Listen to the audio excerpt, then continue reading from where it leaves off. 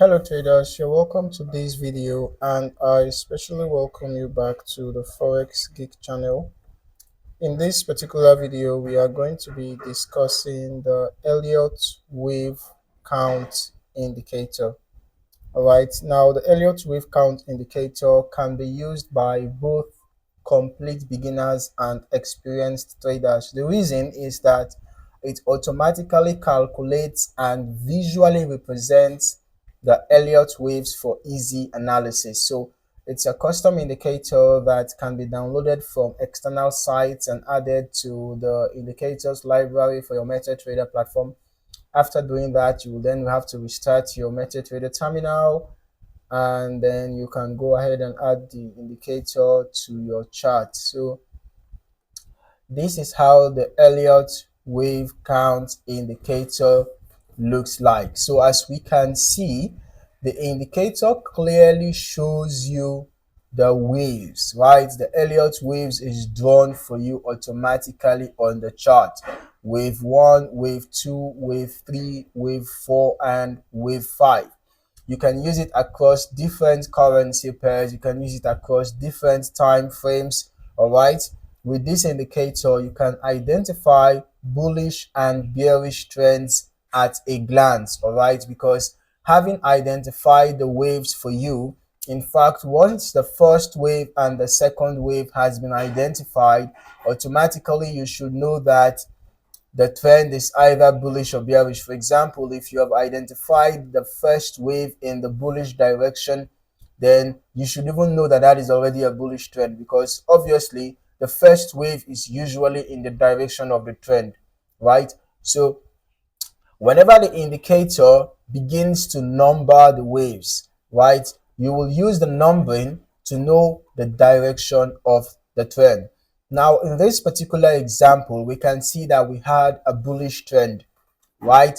So having identified the bullish trend, you can use this indicator not only to know the overall direction of the trend, but also to get signals. Now, how do you get the signals? Okay, you have to combine other tools for you to get precise signals. For example, the use of trend lines, because whenever the indicator tells you that number one wave has formed and number two wave has formed, for you to know the exact place to enter a trade for the third wave, it is ideal if you can get confirmations from tools like support and resistance zones, or perhaps trend lines, or any other indicator that can confirm the move for you.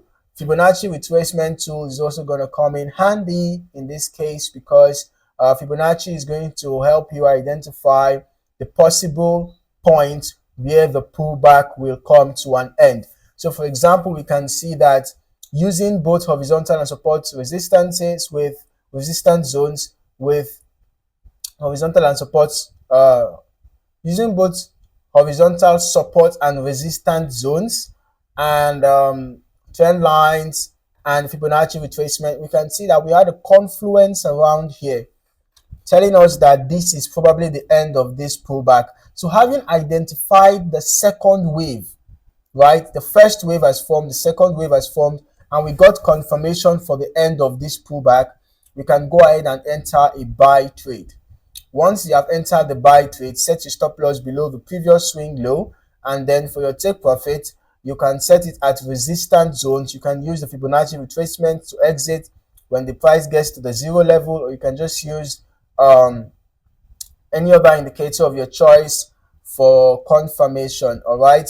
However, if you have confirmed your buy continuation and you notice that a significant bullish candlestick pattern, for example, has formed, you can actually use below this particular swing low for your stop loss. Okay, if you want a tighter stop loss. All right. So basically, that is it with the Elliott Wave Count Indicator. If you are a fan of Elliott waves, then this indicator is going to be very beneficial, because it will help you identify the waves easily. All right. Now, we would have looked at historical examples, but as we can see, the indicator only identifies the number for each wave. For example, the first wave, second wave, third, fourth, and fifth wave in current trend, right? We can see that it's only here that it has numbers. If you go to historical patterns, you would only notice the waves without any numbering. All right, so instead we can possibly try out another currency pair. Let's just try out another currency pair, and we're going to add the indicator to the chart so that we will analyze on another currency pair as well. Okay, so we can see that in this case the indicator identified another bullish trend. Okay, even though that this is more of a consolidation, I think we are having a kind of a combination of different patterns, because we have an ascending triangle here. Probably the indicator identified this as a bullish pattern because of the formation of higher lows and higher highs around this point. As we can see, we actually have higher highs and higher lows. So for the fact that there are higher highs and higher lows, it's a bullish pattern. It's a bullish structure.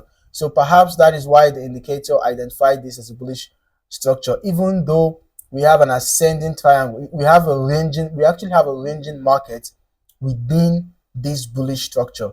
There is a consolidation within this bullish structure, and at the same time we are still having a diverging triangle. If you look closely, you will notice that if you continue to take these lines backwards, they will converge at a point. So this is a diverging triangle.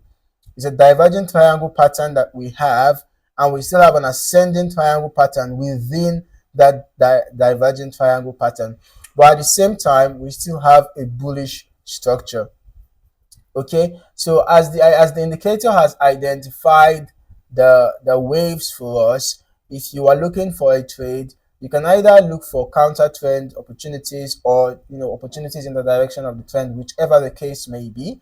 But make sure that you always get confirmation. For example, if we are going to look for a buy trade after the formation of wave 1, wave 2, wave 3, after the formation of wave 2, if we are going to look for a buy opportunity, the trend line already gave us a confirmation, and then we can see that right after wave 2 had formed and we had gotten a number, we'd have looked for a bullish candlestick pattern. For example, we can see that we had a bullish engulfing around here. That would have been a good place to enter a buy, set stop loss below the swing low, and then your take profit can actually be once wave 3 has started. So once the indicator identifies that wave 3 has been formed, rather when wave 3 has formed and wave 4 has started. So once the indicator identifies that wave 3 has been formed, you can go ahead and exit your buy trade, or you can use support or resistance zones. Resistance for a buy, support for a sell. So you can use support and resistance zones for your exits.